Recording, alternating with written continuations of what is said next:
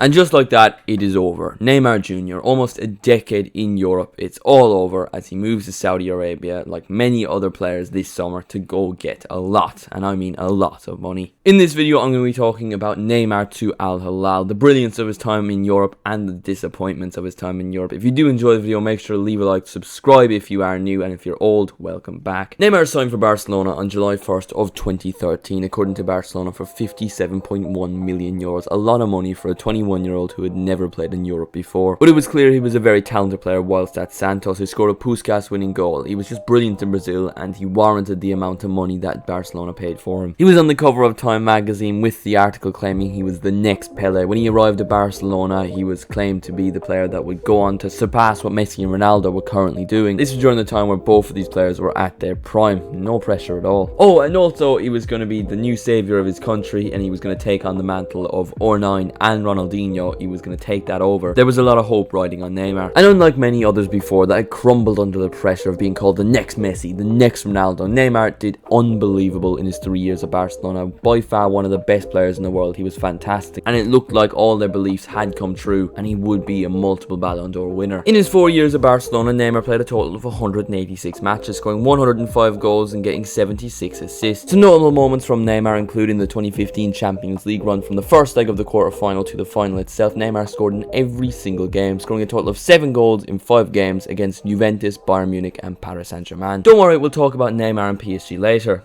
And I'm not talking about his world record transfer fee, I'm talking about that time PSG were 4-0 up going into the second leg of a Champions League round of 16 match, and they managed to bottle it, lose the game 6-1, and Neymar was the star of the show, getting 2 goals and 2 assists, along with a yellow card. Not everyone's perfect. Even with Neymar's brilliance and his great goal involvement numbers, he was never really that guy. He was never really the main man at Barcelona because he happened to play alongside the greatest player to ever play football. So if Neymar ever wanted to win a Ballon d'Or, he really would have to leave Barcelona or hope on Messi's downfall. Neymar expressed his desire to leave Barcelona, and Barcelona wouldn't sell unless his release clause was matched, and somehow, to the shock of everyone in the world, PSG were the ones who decided to do it for 220 million euros. Their price tag was double the current world record transfer fee, which was Paul Pogba to Manchester United. It absolutely shocked everyone, and from that day forth, the transfer market has officially been ruined and inflated. In his time at PSG, Neymar played a total of 173 matches, scoring 118 goals and getting 77 assists, so he has more goals and more assists at PSG than at Barcelona in less matches, which is weird to think about. Injuries began to become a problem. It was becoming consistent. Almost every single season, Neymar would miss a good bit of it due to injury, and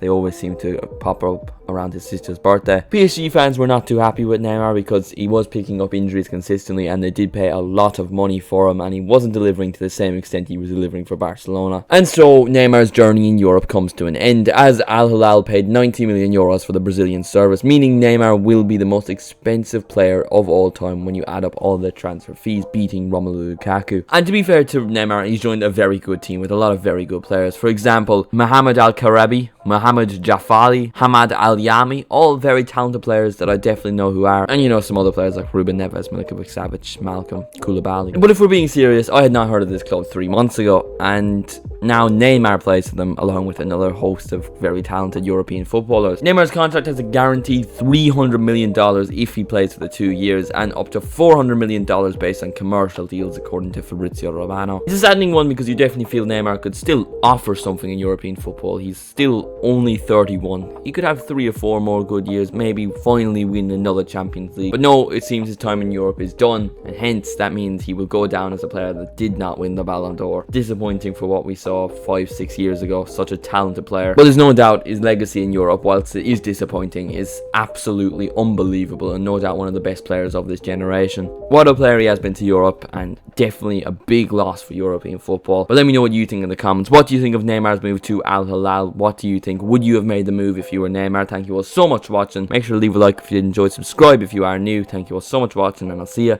in the next one.